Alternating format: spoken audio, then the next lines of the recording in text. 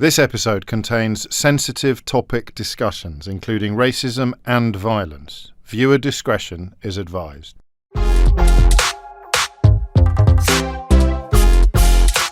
Hello and welcome to Full Disclosure, a podcast project conceived to let me spend more time than I'd ever get on the radio with interesting people. And I suppose, funnily enough, Neil Basu, former Assistant Commissioner in the Metropolitan Police Service, former Head of Counter-Terrorism Policing in the UK. This is one of those lovely moments where you were on the radio show 10 minutes ago and we found it so interesting that we thought we'd get you in for a longer listen.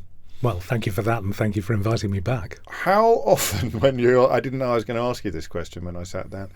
When you are watching or listening to interviews in the media, how often does the professional interrogator gene kick in and you start thinking, why aren't they doing this and why aren't they never going to get the truth out of them if they go down this road? Well, every single minute. Is it really? All of us would love to do your job because everyone has got an opinion, don't they? So I try not to be an armchair detective, though. We were just talking a minute ago about judging people without understanding the full context. Yes. And I think, great interrogators do their research before they ask questions. And do you get specific training in interrogation when you're in the job? 5 levels of expert interviewing, as it's called, not interrogation. We're in a liberal democracy. Of course. Yes, of course. But absolutely. Some of our best interviewers are fantastic psychologists in their own right. Interesting. We began by introducing you as Neil Basu, although you were born Anil. I was, and in fact in my father's Bengali dialect it would be O'Neill. O'Neill. And I became Neil very quickly, 3 months into my life, when my Welsh relatives, I'm half Welsh, half Indian, couldn't really cope with our Indian names. So O'Neill sounded very much like Neil, and the good Celtic came out, and Neil it was. So I've been called Neil since I was 3 months old. A sort of interesting foundation stone for much of what would follow then, that having a foot in two cultures. Rare for a man from Calcutta to marry a white Welsh woman and have children in that era. Incredibly rare. I mean, my father came here in 1961 on a medical scholarship from Hammersmith Hospital, so it wasn't necessarily England that he was travelling to, but he wanted to get out of India post-partition. He was a kid when partition happened, and he saw some terrible things. Muslims and Hindus killing each other in the streets outside his family home. And he was desperate to get away, and his best friend went to Boston General. His other best friend from his medical school went to Australia, and he came to England. And he raised the 3 of us. I'm one of 3 boys. He raised us as English boys. And so, although I've got one foot in both camps, it's interesting. People don't talk about mixed race identity very much, I've noticed, in my life. But he didn't try and raise us. My mother was from a very religious Welsh family, but she's not religious at all. Okay. And my father was a practicing Hindu, but I didn't realise that until I was in my 30s, because he was quite a bad Hindu, and he quite liked the English tradition of roast beef. For every Hindu watching, he knows he was a bad Hindu. But he still practiced it. So we didn't have either upbringing growing up. Was it, convenience or conscious attempt to insulate you from being different? They try and make you... I don't. This is a really difficult story for me, and I've just been writing my memoir, so I've had to think about this a great deal. And I've interviewed my mother about her life because I lost my father 9 years ago, which was still the very worst day of my life. But I never had a chance to speak to him because he never spoke about the impact of racism on him, his career, his family. But marrying a white Welsh woman who had also emigrated to England, effectively coming over the border from North Wales to Manchester to do her nursing training, and they were what I would call pioneers in mixed-race marriages in the 60s. And it was incredibly difficult for them. I mean, one story is being stoned in the streets in North Wales for holding hands. I mean, that's pretty dramatic stuff. Your mum told you about Yeah, no matter what era you come from, that's pretty awful. And there's all kinds of stories of stuff they had to put up with. And my mother was actually she overheard, it's a really sort of sad story really, on her 80th birthday, my brothers and I were sharing a good bottle of claret, and we were up in the early hours and we were talking about our experiences at school. And we had never talked to each other about those experiences. Kuma was 56, I was 54 then, and Ronnie was 52. And my mother overheard us, and she was in tears because she wondered whether she'd done the right thing marrying my dad and having mixed-race children, given what we had had to suffer as children. But what we suffered at school was nothing like they suffered as the parents, and it was and my children have had life much easier. So I tend to have an optimistic bent on life that up until the last decade, probably, we were all going in the right direction. And that's the reason my father wanted to live here. And I'm very happy, not only living here, but being very happily British. It's the best place in the world to live of white culture if you're not white, without a doubt. And I studied that professionally in my last job. Of course. A lot. Often overlooked that, isn't it? Because, I mean, as you are never shy of complaining about injustice and discrimination, it is unfolding against a backdrop of progress. Yes. And that progress was pretty dramatic up until probably in this country the polarisation caused by Brexit. And it didn't really matter what side of the argument you were on. It was largely based on a kind of an othering, regardless of which side you were on. And that started to have an effect without a doubt. You had Trump being elected in the United States in his run. That also brought in a sort of jingoistic, nationalistic politics that you could see happening in other countries. And then, of course, things like war, climate change, famine, which has caused a mass migration from south to north. And that migration issue has become the kind of token for a lot of far-right politics, which have further driven society apart. And it wasn't the direction we were going in. It absolutely wasn't. I worry now that it will require some effort to rescue that. That's what I was about to ask you about pessimism and about having a ringside seat while it was happening. Could it have unfolded differently with different political leaders in this country? Yes, I think so. I mean, I think there was a concerted effort to say that. And I talk a lot about racism because racism is what I know about, but I'm never really talking about racism. I'm talking about the exercise of power over other people. So I like to call it bullying being the disease and the isms being the symptoms. And I notice that whenever I'm in an audience, women, black, brown, women, the disabled, the neurodiverse, LGBTQ+, anyone who's in the audience who's of difference will just be nodding furiously because our outcomes are all the same. Our journey's quite different, but our outcomes are the same. And I think people who don't acknowledge that difference whilst trying to bring those differences together, as opposed to sort of emphasising the difference, that's been a big problem. And I think the country has had political leadership which wanted to say effectively, we're all British, and as long as you pull your socks up, everything will be fine. There's no such thing as structural ism of any kind. We're not racist, we're not. And we had all that culture war, that terrible sort of. And that was really difficult for me because I worked in a profession which, pretty much was the watermark for institutional racism back in 1999 when William McPherson did his report into the Stephen Lawrence murder. So I'd sort of lived with that terrible albatross around our necks for, 25 years of my career and longer. And at the end of my career, it was something my profession wasn't acknowledging, but political leaders were allowing them not to acknowledge it because they didn't want them to, and they didn't want to talk about the problems we were having in society. And I think I understand why. I don't think it's entirely malicious. From the political point of view, the policing, because I think Mark Rowley does it because, by his own account, he rejects the phrase because he thinks it creates the impression that it's saying every police officer is racist. Yeah, and every commissioner since Paul Condon accepted it has said the same thing. Yeah.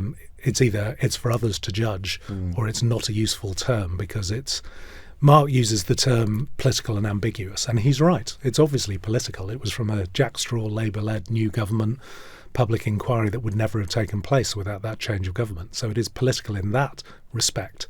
I don't think William McPherson saw it as a political thing, and he's the person that people respect, particularly the black community. They respect his judgment and they respect what he said because, and they weren't expecting him to. No. I mean, he was I'm sure his family wouldn't mind me saying he was a literal white knight. I mean, he wasn't going to be, the saviour of the black community in their eyes, but Jack Straw insisted, they persevered, and he came up with this extraordinary thing. But the other thing, Mark's ambiguous point is, I was a young police officer at the time. Even I felt like I was being called racist. It is true to say that without any explanation of the term, without any strategic communications from the leadership, front and line police officers are going to feel like they are individually being called racist, which is nonsense. That is not what it's about. Now, we have enough individual racists as it is, but our job is to find those and get rid of them. Institutional racism is far deeper, and Mark calls it systemic. So Mark is not denying... Systemic rather than institutional. Yeah, he's just denying that word because he thinks it's toxic. You comfortable with that? No, because and I'll tell you why. It's because I understand, and I know a lot of chief constables who've taken the same view, and they've taken the view the same as Mark, that it's going to be unhelpful long term. But they're taking the view, I think, because they think the media will criticise them, and they think that their front line will criticise them. And it's very difficult to run a service like policing if your front line doesn't want to get out and police because it doesn't respect the leadership. And I get that. But actually your job is to put the public first. And this is actually about the feelings of the black community and the brown community who have suffered racism and prejudice. And to them, it was important to acknowledge it. I mean, I said in December 2021, we were just about to launch the race action plan. We'd taken 2 years almost to the day since George Floyd to actually launch it. I said, well, perfect opportunity for you to admit we're still institutionally racist. By all of the data that Macpherson measured, we are still that way. So admit it, acknowledge it, say sorry, and then say, by the way, we're going to do something about it. Here's the action plan. Judge us against our action moving forward. I thought that was the first time we had a positive moment in time that we could acknowledge it, give the black and brown community, people like me, what we wanted, which was an acknowledgement that you understood and you empathised with the issue. Instead, they chose to favour the media response and their front line. So, and I think that is, I've described it as cowardly leadership before. And in a sense, the rejection of the phrase being evidence of the phenomenon. Well, I've never wanted to put it as strongly as that, but I mean, what else can you say? And trying to dance around the head of a pin about the semantics of that definition. And I think for Mark, I've said this to Mark before, but Stokely Carmichael in 1967, if you study civil action and civil rights in the United States, used the two terms completely interchangeably. Yes. So basically you're saying the same thing, and Mark is saying that. He's saying it's not just about individuals, it is something in our systems and processes. So he's agreeing with the definition, he's just not using the word. We've jumped ahead, as I knew we would, and we will almost certainly do again, but let me drag you back to Stafford. What sort of child were you? Three brothers, close, but not close enough to discuss your experiences at school with regard to race. Well, that's not a question of closeness. We'll get on to that. Let's start at primary school. I presume sort of amateur psychology meets immigrant cliche that your father prioritised education above everything else. Yeah, and there's a certain amount of stereotyping in that about South Asian culture. But yeah, absolutely, education was incredibly important to my father. He was very well educated himself. He held the record medical grades in his medical school for 30 years, which he never told us about. One of our uncles took my brother when he was doing his medical elective to show him he was a bit of a genius. And luckily for him, my eldest brother's a bit of a genius and became a doctor. I wasn't quite so bright, so I'm a cop. But the basic pressure was, I actually went to a prep. Coomer and I both went to a prep school, but I was probably 3.5 and my mother went back to nursing.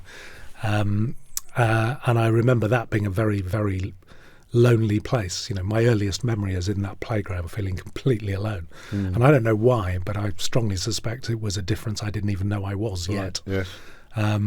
But when I think it was probably when my mum was expecting my third brother, realised that prep school was too expensive. And we went to the local primary school, a brilliant primary school without a doubt.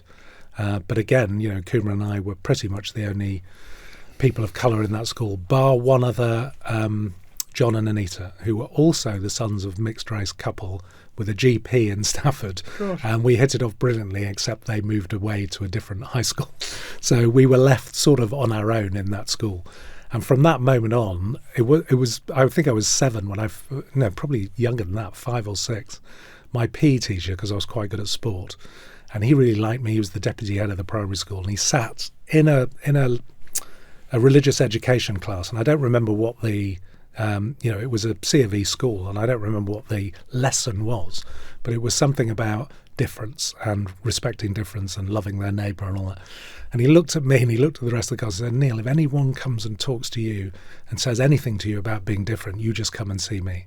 And he was being really kind. Yeah. But of course he was also putting an enormous bloody spotlight on it. Well, not just on me. I mean, I looked around, there's 29 other kids in the class and we're all sitting there in shorts and I didn't know I was different and they didn't know I was different. We were 5 years old, So that's the first time I found out I was different. And I think the second time was being beaten, bullied and verbally abused in a playground. At secondary school? Or even at primary school? This was at primary. This was in the playground of our local supermarket, where I came back from the swings and said to my mother, what does, and they were using the P word a lot, and they were older boys who'd pushed me off the swing. Right.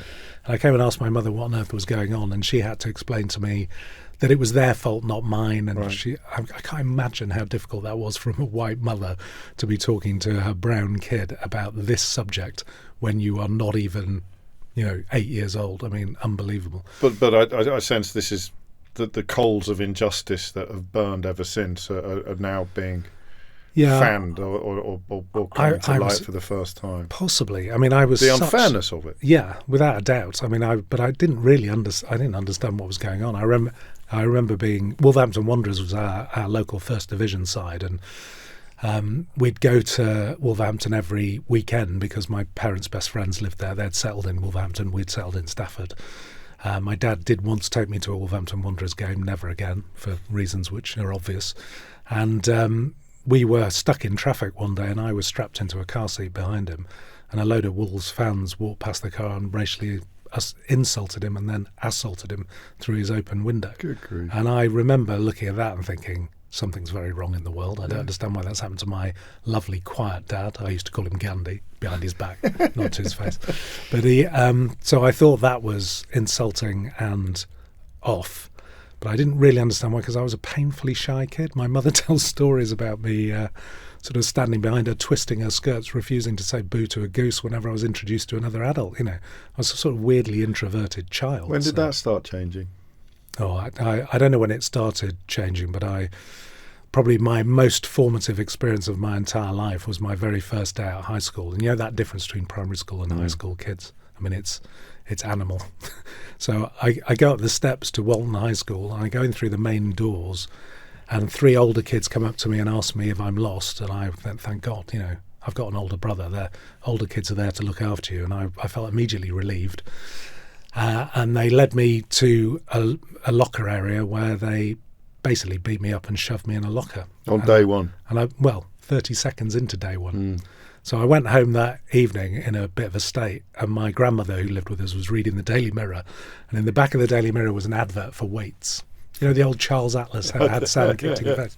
And I persuaded my grandmother to persuade my parents to buy me a set of weights. And if anyone from my era, I'm 56, so 68 I was born, York weights, concrete, vinyl encased concrete, which I lifted 5 days a week for the next 5 years until I was big enough that no one ever bullied me again. And that was kind of how I got over the shyness. That gave me a confidence I'd never had before. It gave me a bit of standing. It was kind of a weird thing to do, lift weights in the sort of late 70s, early 80s. Nobody lifted weights even. And I played rugby at my school, and nobody lifted. 2 people in my school lifted weights, and they were both the rugby coaches who played very high standard rugby for local clubs. And did you playing? I mean, you've talked about the racism that you experienced, essentially an all-white school in an all-white area, but it wasn't uninterrupted negativity. You had friends, you had sports mates, teammates. Yeah, I mean, I grew up with a very close group of white friends, all white friends. I had white girlfriends. My father was the local doctor. I mean, my friends used to say things like, in the early days when they first met me, they would say things like, "You're not like them," right, or "Play the white man." I described playing the white man as a matter of survival in 70s England. It was. It was the birth of the National Front the year before I was born. They would be marching on the streets. There ain't no black in the Union Jack. You try to fit in. So I grew up with a very sort of white culture. And I like to think that some of my friends lost that kind of tinge of otherness because they knew me. And not least because they knew my father. My father ended up with the biggest general practice in town. He delivered thousands of British babies. In fact, he delivered my very first girlfriend, which we only found out at tea when her mother turned to me and said, "The last time I remember seeing your dad, he had a surgical mask on and he had the same grin as you." Good Lord. I'm looking at Ange and we're thinking, oh my God, that's the most embarrassing thing I've ever heard. Unbelievably embarrassing, but rather lovely. Yeah, and I think the exposure to a family that they had never... Yes. And this is, I've learned that ignorance as opposed to maliciousness is quite often the source of racism. And you learn at a certain age to spot a malicious racist a mile off. As opposed to just... somebody who just hasn't met anybody. Not gone there, not got the vocabulary or the experience or whatever it may be. What about the academics, Neil? What were you like in class? Well, in primary school, my mother had kept all my old reports, so I thought I was a genius, obviously. When I first arrived at school, because my dad had pushed education, I was reading Times headlines from the age of 3. The Thunderer was my dad's paper. So I'd been reading these headlines. I didn't understand them, obviously, but I could pronounce them. And I got bumped up a couple of years in reading age, and I thought I was doing really well. My mum kept all my school reports, and at primary school I was described as average. Now, I don't think I've ever been average at anything. To be slightly self-serving, I've lost my false sense of modesty, but I was quite upset by that. And then I went to high school, and at the end of high school, I never enjoyed school. I didn't enjoy university. I always felt kind of on the outside, right? Even when I was building my confidence in other areas, largely through weights and sport. I felt at home on the sports pitch, but not in the locker room, if that makes sense. Yeah, in perfect sense. And I was summoned in the sixth form. My God, if my mother hears this, I don't think she ever knew this. The deputy head threatened me with expulsion because I wasn't coming to lessons. I was just staying at home. And I was staying at home because I didn't find the study time sitting in the sixth form useful. I would study at home and do my own thing. And I left Walton High School with the highest grades in that school. And on the graduation day, when he handed me my certificate, he said, "We're not surprised at all." I was quite surprised, I have to say. But I think quite a few of my teachers were quite surprised because they hadn't seen me for so long. So you just you ploughed your own furrow? I did. Productively? Productively, yeah, because I didn't want to let my parents down. What about the concept of public duty then, or public service? Were you aware that both of your parents were contributing to society as a nurse and as a GP, and I think later even a police surgeon?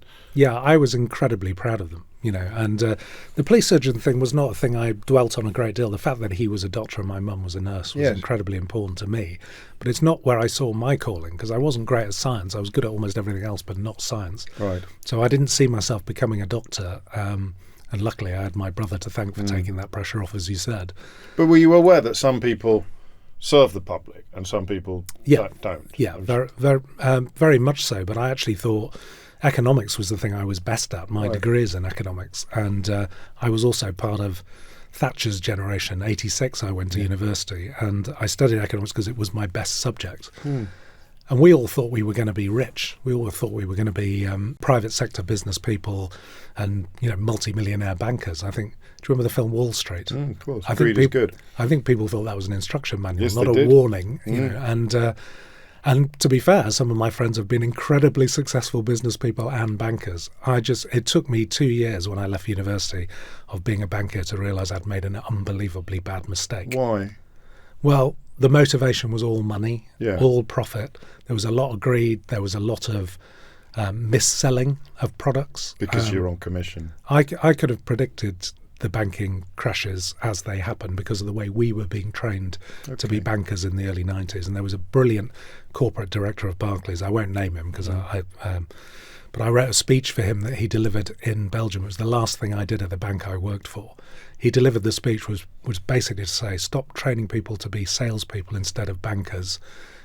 Risk is important. We have to be able to judge risk. And he got fired 6 weeks later. Wow. And nobody wanted me to work for them after that. But he was absolutely right. And you could see the seeds of what's happened in the banking crashes of the 90s and in 2008 and what he was saying brilliantly in 1991. And I resigned. It's also relevant to Thatcher, the deregulation and the shift in emphasis. Yeah, but in all fairness, different political governments have taken the same line. They haven't changed things back, as it were. Yeah, trying to encourage that. It's a real warning not to be like that. So apart from the obvious sort of injustice of discrimination and racism, that's the first time I've detected a kind of moral dimension, something that you just felt was wrong, morally wrong. Yeah, I guess you start, the whole point of college or further education or growing up is you develop a bit of critical thinking and you start to decide what is right and what is wrong. Yeah. And for my whole life, I'd sort of realised I did actually I started life wanting to be a writer. I wanted to be a journalist. I didn't turn up for my sort of work experience on the local newsletter, The Interview, because I was too shy. Oh, really? So I wasn't going to be a great journalist. I was 16 you'd be at the surprised. Maybe. Well, some journalists have said that. Yeah. They don't believe I actually really... Woodward and Bernstein were my heroes. Yeah. Journalism is my first love. Gosh. That will surprise a lot of journalists listening to this. Let me tell you. Yes, yeah. And then it wasn't that long after the Falklands War, and I actually wanted to be a war correspondent, and then I tried to join the army, and I had a massive car accident, and I couldn't do any exercise for about a year. So that's how I drifted into university. I didn't want to go. Didn't want to be at university. Your mum and dad wouldn't have liked that, would they? I don't think. Or were they aware that you perhaps were a square peg in a round hole if you had gone? Yeah, possibly. They didn't want me to waste the education I had, and in those days, university was an elite thing to do, and you'd secured a place you should go. So they would have been disappointed if I hadn't gone.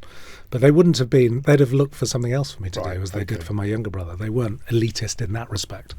But they would have been disappointed, I think, if I joined the army. They wouldn't have thought that was a career for me. Largely because you wouldn't be safe, I presume. Well, partly I wouldn't be safe, but also they felt that they only told me, my mother told me this relatively recently, my father took his dislike of me joining the police to his grave, not because he didn't respect policing, but he was worried that I would lamp the first person who was racist and I'd end up inside or sacked instead of on the streets.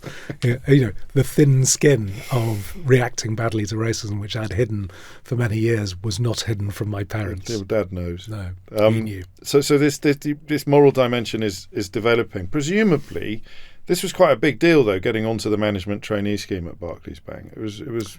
I mean, one of the sort of plum gigs coming out of Nottingham University. Yeah, I hadn't. I try not to use the name of the bank because obviously there are plenty of good banks and plenty of good bankers, exactly the same as policing. I just didn't like it, but it was one of the highest paid graduate jobs out of university. It was an incredible management scheme. It's trained a lot of bankers in society because that scheme was considered one of the best. So it was a plum job to get, and I got it largely before I got my degree because I knew I was going to get a rugby player's very average degree. So it made sense to go and get the job offer before I got the degree qualification. So what happened then? Because you can't have been taken by surprise that the world of banking was largely motivated by money. I mean, it's not Sherlock Holmes territory, is it? No, I feel horribly shallow now. Well, I don't mean it like that. I just mean that you've landed this gig, and it was a surprisingly short period of time in which you decided that this wasn't for you. Yeah, I mean, probably because I found out just before the bank did that I can't count very well. So I don't think I'd have been a very successful banker long term. There was always a balancing error in every account. But there's more to it than that. There is this moral dimension as well. There was, and a friend of mine, a very close and dear friend of mine, who's known me for since we were 18 years old, has explained to me many times as a very successful businessman that there is moral value in being a successful businessman or a banker who builds businesses, employs people who can do pay their mortgages and have a life. And he's absolutely right to challenge me on that. I just wanted more for myself, and I grew up as a child, loving sort of comic book heroes, loving westerns, the great show in the 80s when I was a teenager growing up was the A-Team, and I couldn't help but think, well, actually I could be helping people who are vulnerable here and making people safe. And would you have articulated that at the time? You would have thought. I left the A-Team out of my personal statement to join the police. Probably why. Because I'm not sure I'd have got in. Also, they were fugitives from justice. Well, yes, and military people. There's a link there, many links if you look at them. But so there is then a sort of slightly idealistic. Oh, hugely ambition. I like to consider myself a pragmatic idealist these days. It's a good phrase. That's because I'm old. But then I was very idealistic. It's a credit to your mum and dad as well that you didn't feel you had to stay on these rails. That you could, whether it was university or whether it was leaving. I can't imagine they cracked open the champagne when you decided to leave the bank. But equally, my mum thought I was a lawyer for 2 years after I left school. Right. She didn't realise that I'd studied economics at university, not law. So, I'm not sure she paid close attention to what I was doing. She was just pleased I was employed. But it means also you had space to make mistakes and to change your mind. They were my parents are still the only heroes that really count for me. It comes across. It really does. I'm the same. We're very blessed, I think, in that way. Absolutely. Now you go to Mars, I think. After the bank, it's Mars Confectionery. Well, that wasn't by choice. I was a rather arrogant graduate because I graduated in 89 when getting graduate jobs was a lot easier than it is today. But definitely easier than the recession of 91 that I walked out into. Yes. And I was unemployed for 3 months. I couldn't get a job. What was that like for your self-esteem?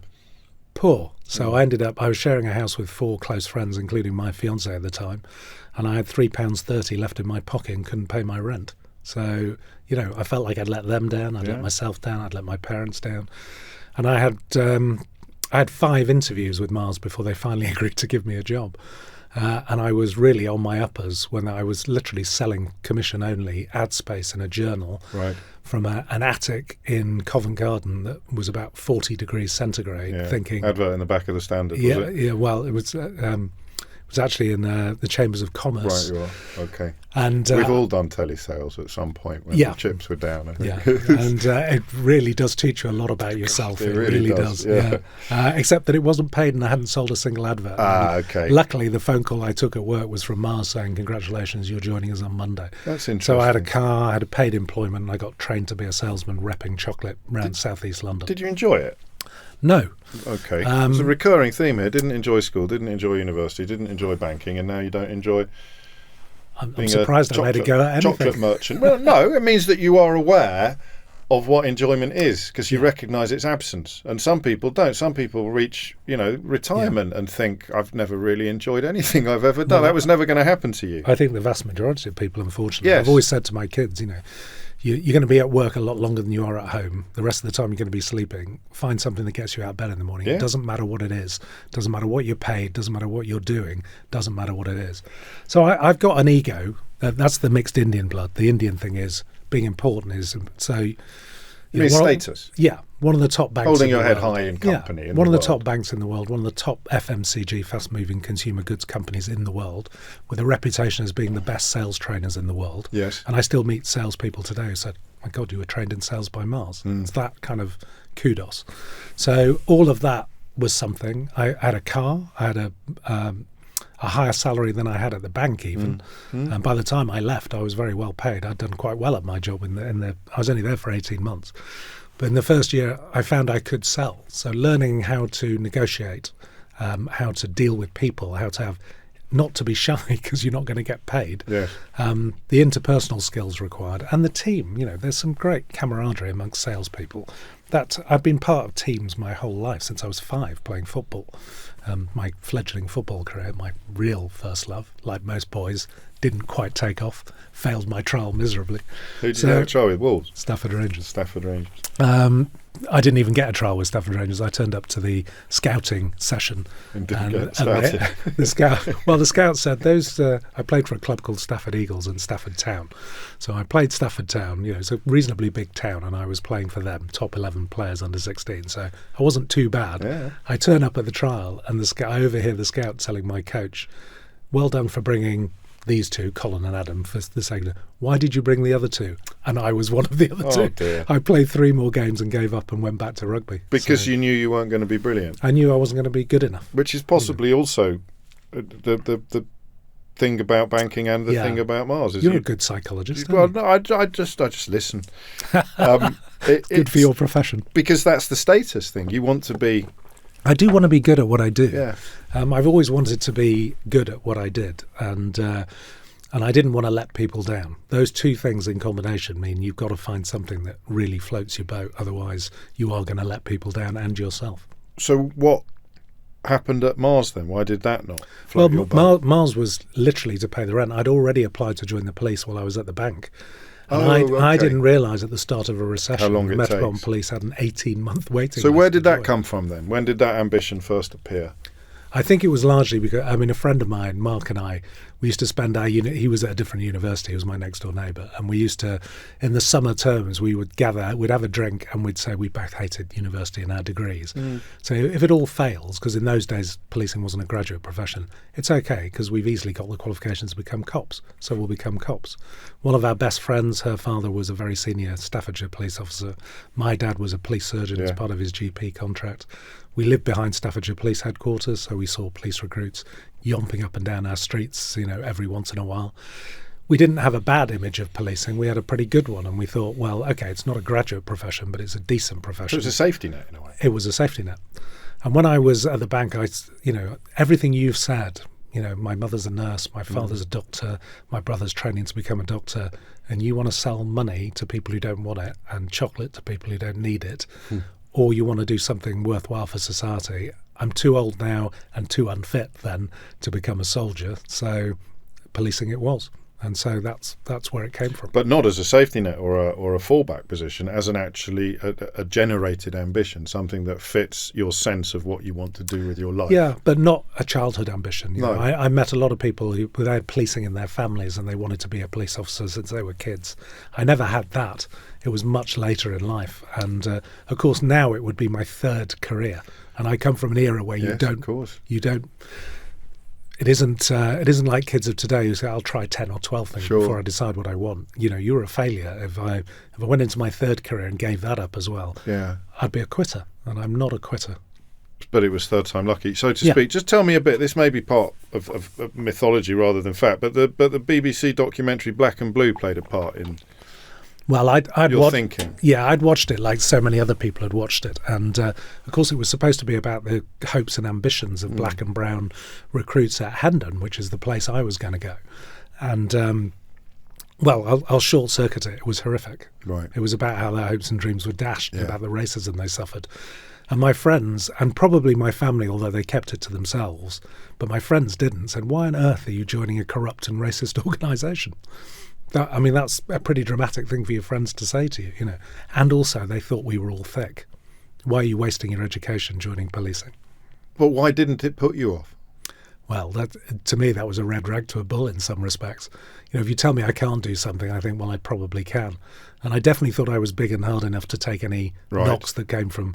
No one was going to bully me by this stage of my life. I was nearly 25. I wasn't an 18-year-old walking out of school into policing. Isn't it? Yeah. And I'd lived quite a lot of life, and I'd had 2 careers, and I'd had to be a grown-up for a long time. It's not a full answer to the question, though, is it? I mean, why didn't it put you off? There's a million things you could have done where you could have indulged all of those attributes. Well, I'd faced racism my whole life, so... I mean, the corruption thing was an interesting thing because you had West Midlands Serious Crime Squad when I was growing up in the West Midlands. You had the stuff that was coming about the Guildford 4 and the Birmingham 6. And so the corruption thing I thought was worrying, but it really didn't figure. No. You know, these things are fleeting moments in policing history and then they fade, particularly in those days. But they're not institutional. Well, they probably were for 70s. Well, for 70s and 80s, there's a whole other show there. Yes. But for me, probably the racism thing was the thing where if I was going to not go into a career because I was worried about facing racism, that would have been ridiculous because I'd faced it since I was 5. Okay. So the point was that wasn't going to be the determination. And it had the opposite effect. If you'd been prevaricating about it, you'd think, well, I'm not going to be excluded from anywhere by these kind of attitudes. Therefore, I'm doubly determined to go to Hendon to sign up on what was by now a graduate programme, actually. The timing was quite serendipitous, I think. Yeah, the Home Office were running a graduate programme and I got on that. And did anyone try, when you got to Hendon, did anyone try and bully you? Not directly. I mean, what the interesting thing that happened to me at Hendon was one of my instructors, Frida Holderness, who was the first female Indian sergeant in the Met, so she'd broken more glass ceilings than I've ever been near. She came to me and said the Commandant would like you to be the new face of the 1993 graduate recruitment brochure. And I went, oh, that's interesting. And that status thing made me think, oh, well, that's quite nice, somebody asking me to do something. And I did absolutely, she could see my face light up and she said, if you do this, I won't speak to you again. And I said, why? And she said, well, I was in an intake, several intakes for that year, total number of people, probably over 300. There was a black man, an Indian, Sikh Indian turban wearing, who is a good friend of mine, and an Indian woman. And he said he didn't want those 3, but you'll do. And I said this to a group of people that I mentor in the Met, and one of them said, because you were the whitest of the 4 of you. And that was true, and Farida knew it. And I went, oh, I know you're right, Frida, but if I do it and somebody who looks like me joins the police, it will be entirely worth it. And that was part of the reason for joining, that I thought, well, I can be an example to other people if I carry on with this. And that was, so it was both a kind of informal piece of racism, institutional racism, and also a brilliant opportunity to stand up against it when I didn't have any power or rank I was literally 6 weeks in training school. So you did it? So I did it, yeah. And I think probably... did she forgive you? One more person was hired on the Home Office scheme of colour in the next 4 years. So it wasn't exactly a success. Well, it's but better than nothing. Yeah, but I did it and she did speak to me again, yeah. Good. Thank God, she was my instructor. Well, it would have been awkward if she didn't. And then, I mean, I think the timing of the Stephen Lawrence murder and your first independent patrol was extraordinary, really, given what has followed. Yeah, but I wouldn't have known it. I mean, No, Stephen Lawrence bookends my entire career. So we were bussed out of Hendon Training School before we graduated to help police the London Marathon in 1993. And 4 days later, Stephen Lawrence was killed in Eltham by a bunch of racist thugs. We passed out on the Friday and I went off to Battersea to begin my policing career as a PC. And of course, it wasn't mentioned. You know, it was just another murder in London, and probably then just another murder of a black teenager, probably up to no good, which was part of the problem with the early investigation. So I didn't really hear anything else about Stephen Lawrence until probably the public inquiry was launched in 1997 by Jack Straw. So that's 4 years later, thanks to the campaigning of Doreen and Neville Lawrence. And then we heard about it, but then for the vast majority of frontline officers, they weren't interested. It would have been for the management board of the Met and the senior people to worry about what that was going to do to the Met. So it was 1998 when I actually got a call. By then I was a sergeant at Brixton, and I got called up to be on the Lawrence Inquiry team.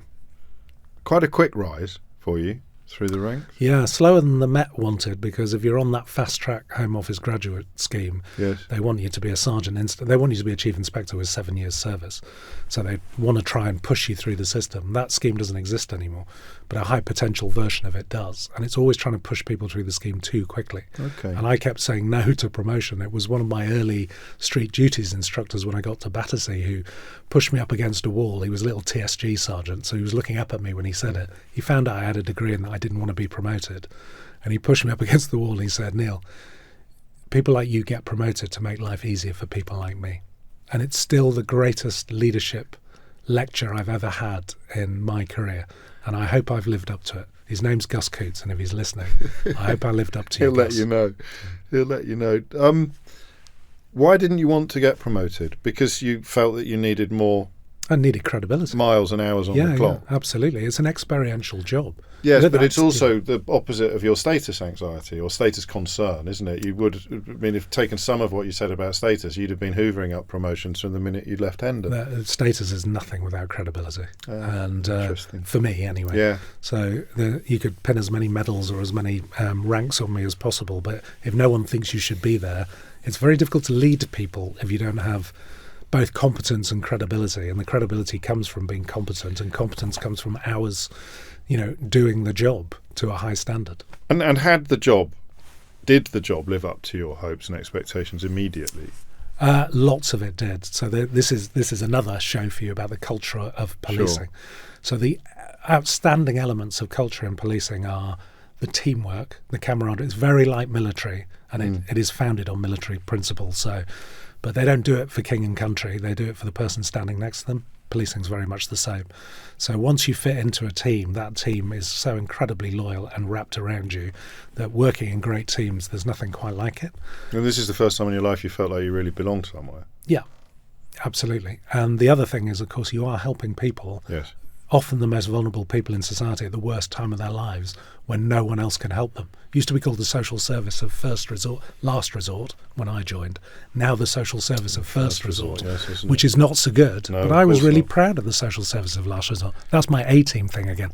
If no one else can help you, I'm going to be the person to help you. And the feeling that gives you, it's entirely selfish to be that selfless, if you see what I mean. Yes, of It course. gives you... Because you get more of a kick out of that than anything else. And it's a really, really But important you need thing. both, don't you? Yeah. Because you wouldn't do it unless you derived And enormous it's satisfaction also, from doing absolutely. It's exciting. It's not 9 to 5. It's all of those things, but really it's about helping other people. it. And how I mean, you move around a lot. You move up and around, don't you? So, as you say, Detective Sergeant in Brixton, then Police sergeant first. I went back to uniform. Police sergeant, and then CID, Yeah. and then 2 years later, inspector. Yeah, detective inspector. And then in 99, you joined the Anti-Corruption Command, which is, I mean, that is policing the police. Yes. And that was a huge eye-opener for somebody with my level of service at the time. As in, you hadn't done much. No. Relative. So how did that come about, and why did you fancy that job? In some respects, I didn't fancy it, other than this is my status thing. It was full of the Met's elite detectives who'd all been handpicked by the leadership of CIB3, as it was called then, the Anti-Corruption Command.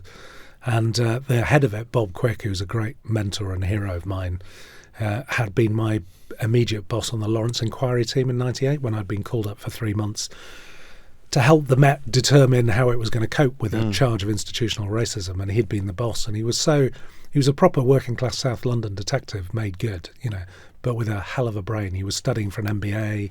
He was a sort of a person who believed in learning his whole life. He was not the stereotype of the 1970s Life on Mars detective. Put your trousers on your neck. Yeah, well, I imagine he did a lot of that. He was a properly good cop. Yeah. But he is, and lots of people who know him now will tell you he was one of the best cops the Met ever had.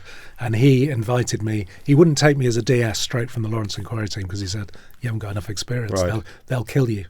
But when I became a DI years later, he realised, and he rang me up. 2 years later. 2 years later, yeah. He invited me he had a slot for a DI, and he invited me to come and fill that slot. What did these people see, Neil? What did people like Gus Coots and Bob Quick see in you that made you stand out from a lot of your peers?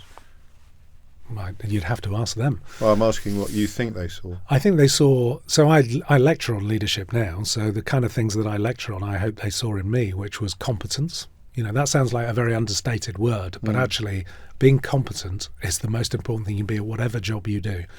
Now, there are levels of competence, and I think I probably did very well at all the jobs I was given. So I had a good reputation for delivery and for being professional and for doing a decent job. Eye for detail, good communicator. I've been trained as a salesperson. So, I had a bit of the gift of the gab, but I also had a gift for being a detective. Yeah, but you see, the gift of the gab can often be a camouflage for a lack of substance, or it's something that we can use to cover up the fact that we haven't done the hard yards. So that resistance to early promotion, coupled with the gift of the gab, that's a rare thing, because you don't want the rewards that just the gob can give you. The biggest criticism of my program that I was on is people butterfly around, not really getting any experience or doing anything. They just get a taste of something. They're all being trained to be senior officers, and then they never know the job. I never had that reputation. I worked in the hard stations doing hard jobs. And yet you did move around quite a lot anyway. So after police misconduct, it's Trident, which is complex gangland murders. Yeah, that was probably, in many respects, my favourite job, and it's the one that made my name. Right, because you caught people. Yeah. Caught murderers. And when Trident was set up, I think Detective Superintendent comes along at this point as well during this posting. But I was 4 years at DCI running a murder squad and so I had 17 what they call Cat A murders. They're either A, B or C.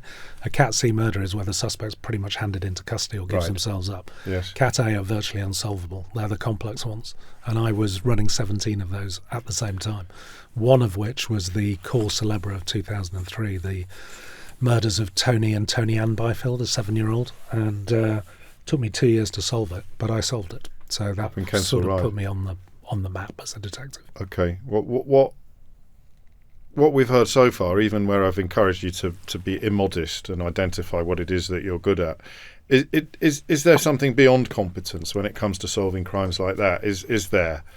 I mean, I don't want to talk about intuition because it's such a cliche, but is there something that can't be taught? Lots of people think that. So there is an X factor in policing, which is people talk about that sixth sense of police officers.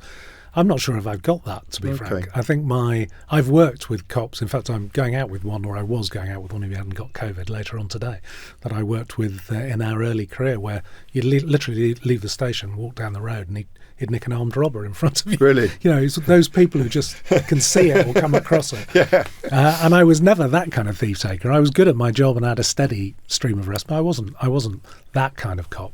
I'm very good at detail, and I'm very good at surrounding myself with people who are very good, and I'm very good at listening to other people. And that's quite rare the more senior you get, because you're expected to know everything.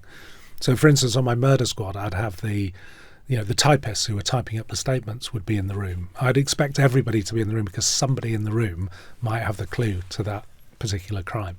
And I listen to my sergeants as much as I listen to my inspectors. So it's...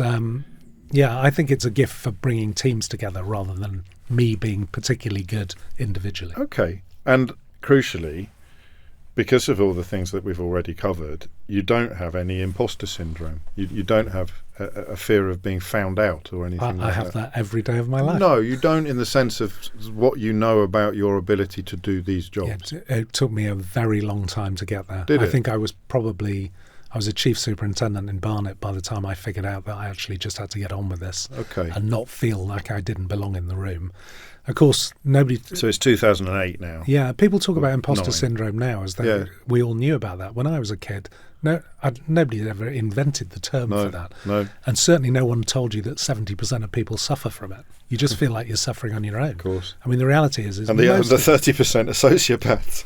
I think. Yeah. Somebody told me that they're suffering from entitlement syndrome. God. And I thought, yeah, that's absolutely correct. Yeah. If you can go through life thinking you deserve everything and you belong everywhere, then that's a really sociopathic tendency. I think it is. But I was never like that. Even today, now I've retired and I've lost the rank and the privilege, I feel like, why do you want my advice? I mean, it's a weird thing.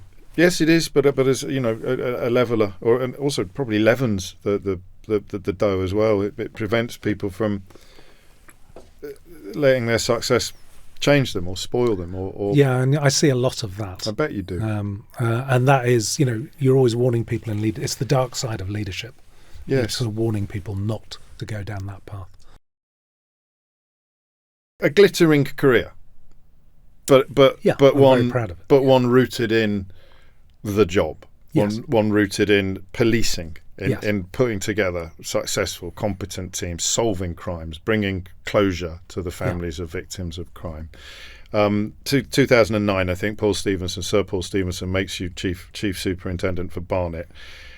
Doing that on purpose because he didn't want me to continue being a detective. Why not? Because he thought I'd be a chief constable, and I didn't want to be a chief constable. I wanted to be a top detective. Right. And he said, we all know you can detect things, Basu. It's time you showed us something different. What is this desire to... And by the way, I owe Paul Stevenson my career for that one decision. Really? Yeah, because I wouldn't have become a chief if he hadn't done that. Oh, how interesting. And you're glad that you did, clearly. So yeah, you don't I look really back enjoyed and think, it. For everyone that I policed in the 2 million, I think 264,000 people live in Barnet, and I policed them, and I was very proud of the 4 years I spent there.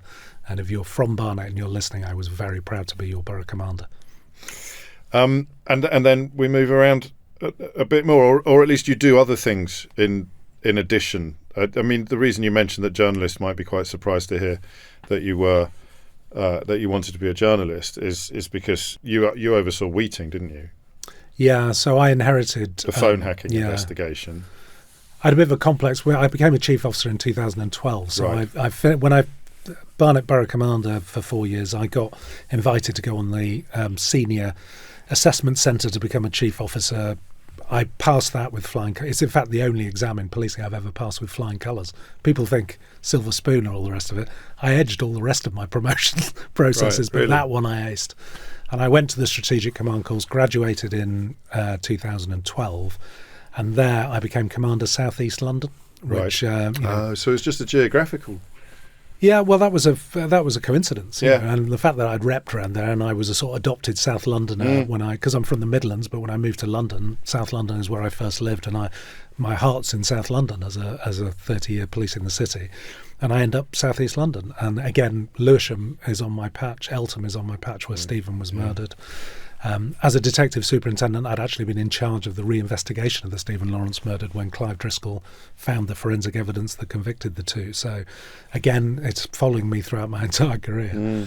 And I was there for a year in South East London, but then because of a disagreement with my line management at the time, we had a very brutal performance regime called Crime Fighters, and I disagreed with the way the bosses were running that and what it was doing to individuals, and I made my views known, the truth to power thing, and very quickly I found myself fired and looking for another job. And it was Mark Rowley, who didn't know me from Adam then, who hired me to be Commander Firearms, and Cressida, who'd been my unofficial mentor and sponsor since the Gangland crime days where she was commander and I was DCI on Trident, recommended me to Mark, and Mark gave me the job of Firearms and she gave me the job of Wheating. and said, well, the people who set Wheating up 18 months ago, they've all moved on, they've all retired. We need somebody to take it to trial, and we need a detective who's a chief officer, and you're pretty much it. So you're doing it, Basu. And I then spent till the end of my career running the Wheating inquiry, largely because it's still going through civil actions, and the Met was still monitoring the result of civil actions to see if any other criminal conduct came out that we needed to investigate. I think you've answered this question before. The decision to abandon Leveson 2. What did you make of that? I was pleased. Because I'd already spent £41 million and years and years of my detectives' lives. It wasn't just Wheating, where people forget we got 8 out of 9 convictions, with either guilty verdicts or Andy Coulson going to jail. Yes. The closure of the News of the World, the exposure of those kind of... And because Woodward and Bernstein were heroes of mine, well, I imagine both of those, if they were interviewed about phone hacking, would have said it for what it was, which was cowardly cheating and not journalism at all. Yes. And most decent journalists, and I have a lot of friends who are great journalists, who would describe it as that. So all of that exposure was great, but we had a number of corrupt journalists who'd been bribing public officials under Operation Elvedon, and we had charged both public officials and journalists with that bribery, which post the 2004 Bribery Act would have been a straight charge and a guilty plea. Okay. Before that, we had to concoct effectively attempting to, inciting misconduct in a public office, and the Attorney General decided that wasn't a charge that should stick. I won't say why, but Sure. I had officers who'd spent a sixth of their careers on that inquiry, Wow. and it went up in smoke overnight. And people now still describe it as a terrible miscarriage of justice. Nonsense. It wasn't a miscarriage of justice, it was a decision made by others, not the detectives who were working on it. And they should feel very proud of what they did. Don't forget the public officials all went to jail or got fined or got criminal records. So it certainly wasn't a waste of time. And there was another inquiry that went along with it, which is a very long story, and Toledo. I won't go into it. It didn't do you any harm in terms of It didn't do many harm, largely didn't because... make many friends on Fleet Street as a consequence. No, probably not, but they kept it to themselves, largely because I think they targeted Bernard Hogan-Howe for that and Operation Midland, and Bernard was very kind to me, as was Cress, who was my management board lead that I had to report to, because effectively they took all of the press flak. So it was obvious that they knew I was in charge of it, because years later when the media started having a go at me, they could... there's always a file. Yes. As my journalist friends tell me. There is always a file, yeah, yes. and it's clearly on that file. And then the next stop is Deputy Assistant Commissioner. Oh, well, this was my leap into CT. I flirted with leaving the Met when I didn't get do what? Deputy Assistant Commissioner the first time round. Deputy Chief Constable of Hampshire, I looked to apply for. Andy Marsh, huge. I'm a huge fan of Andy Marsh, current Chief Exec of the College of Policing. He was the Chief Constable. I desperately wanted to work for him, but it was a 160-mile round trip. I was divorced. I was living a mile from my children. I didn't want to live away from my children 4 days a week, so I didn't take that job. And Bernard very kindly gave me Head of Organised Crime as Commander to keep me in the Met until the second Deputy Assistant Commissioner's process. By the way, if I'd got the first one, I was appointable, but there was only one vacancy. The person who got that vacancy ended up in charge of Operation Midland. God. So I'm also a lucky general, there is no doubt about it. Yes. He's a decent human being, but he's had a terrible caning because of that investigation. So I didn't get that, and a year later, Mark Rowley, who remembered the work I'd done for him as Head of Armed Policing during the Duggan and the Azelle Rodney inquests, asked me to come and be Deputy Assistant Commissioner of Specialist Operations, which is effectively my route into counter-terrorism. And your performance as counter-terrorism, in the head of counter-terrorism, was extraordinary, again, due largely to timing. You were there in 2017. In terms of the number of events, the worst year probably for terrorism. Yeah. I won't be self-serving about this because I think I had an incredible counter-terrorism career. So I'm the only police officer in history to hold the top 3 jobs in counter-terrorism policing. DAXO, the Senior National Coordinator 2016 to 2018 of counter-terrorism, which means basically you coordinate and lead the investigations into terrorist attacks and terrorist plots. and then head of the Counter-Terrorism Policing UK 2018 to 2021, which included the Salisbury poisonings. Yes. So effectively 29 plots foiled, 12 attacks responded to, and 3 Russian state assassins charged with the Salisbury poisonings. So that is something I am spectacularly proud of, I have to admit. All largely because for everyone who's listening who works in counter-terrorism, and it's nearly 10,000 people, they're extraordinary human beings. You don't often hear that about policing. But, you know, that thing about evil triumphs when good men do nothing, the old 18th century. Good people, 10,000 of them are keeping you safe every day, and they do a remarkable job in incredibly difficult circumstances that they can never really reveal to you. Which, out of all the things you've done, is the closest to encapsulating that youthful idealism? Well, in some respects, yeah, but when I lecture on leadership, I sort of talk about the pivotal moments in my life. Yes, it was definitely I couldn't possibly have wanted anything further in my career when I left. Right. That was absolutely the pinnacle. But I once helped an old lady with dementia out of traffic on Battersea Park Road, and I helped the family of the Byfields, who were a family who did not like policing, get some closure for the death of their loved ones. And those two things were equally as important to me. So that youthful idealism was encapsulated in everything I did in policing, from my first investigation as a temporary trainee detective constable to the head of counter-terrorism. And you've kind of alluded then to this as we near the end of our conversation, that come 2021, when the opportunity to become the director of the Strategic Command Course presents itself, but that is, you know, a leadership program. You felt, I mean, you could have stayed in as assistant commissioner if you'd wanted to? I was offered a route back to a couple of things happened in 2021. One, I think the idea was people thought that I would be the next commissioner of the Met, and I never really wanted it. But did you think you might be? No, because I would have had to have applied, and I wasn't going to apply. You knew you weren't going to apply. I wasn't going to apply, and there are all kinds of reasons for that. But one of the major ones is, you know, that thin skin we talked about early on in this interview. One of the things. I was in Ian Blair's office when Boris Johnson got rid of him. I watched Paul Stevenson suffer in that office.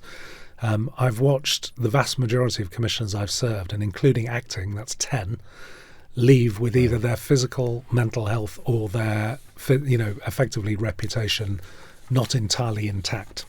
And that's not me. I saw a lot of my name in the papers being slagged off by certain elements of the press at the end of my career, and I didn't want my family and friends to have that on pretty much a weekly basis. Fair enough. That is these days being commissioner of the Metropolitan Police, and Mark is a good friend of mine, and I really hope he is massively successful. But they've all had a rod of steel going through them that I didn't have. But also, right at the end, I was running the Strategic Command Course, which is the future chief constables of this country. So it's a real privilege to do that.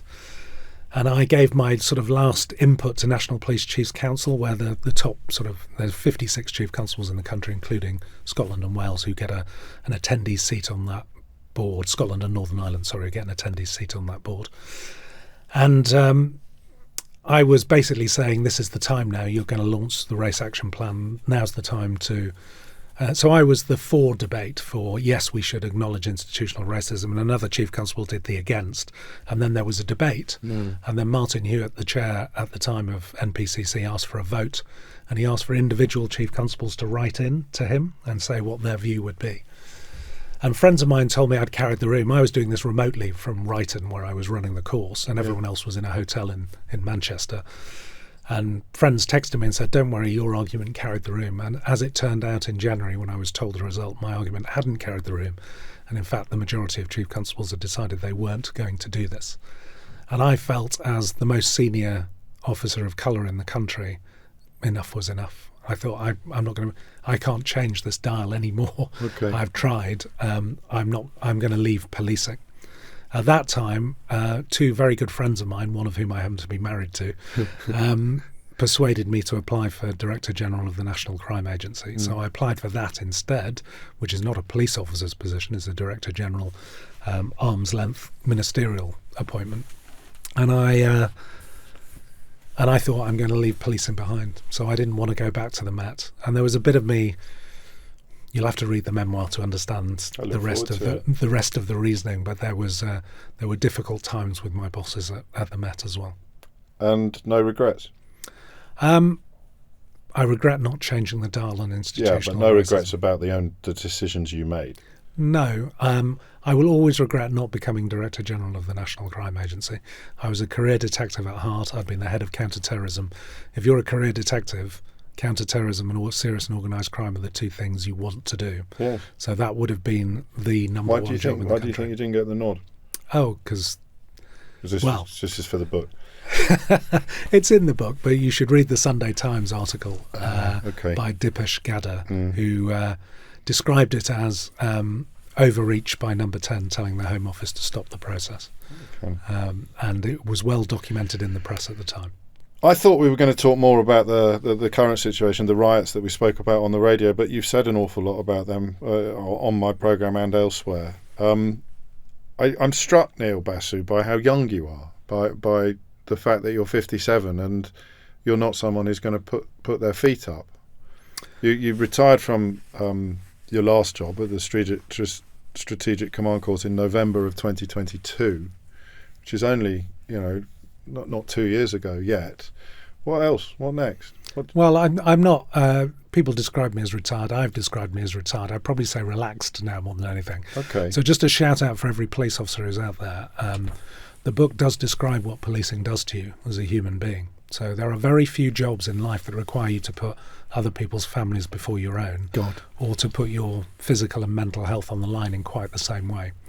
And I remember once an occupational psychologist telling me there are soldiers in combat, prison officers, police officers being the third most stressful job in the world. And I'd done 30 years of it, and some of those jobs were quite hard.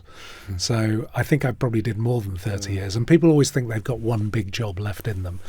Certainly when November 2022 came around, I'm just not sure I did.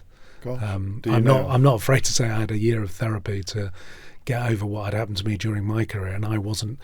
And you've got tens of thousands of police officers out there. I sit on a charity called Police Care UK that deals with physically and mentally damaged police officers. I'm lucky I didn't reach that level.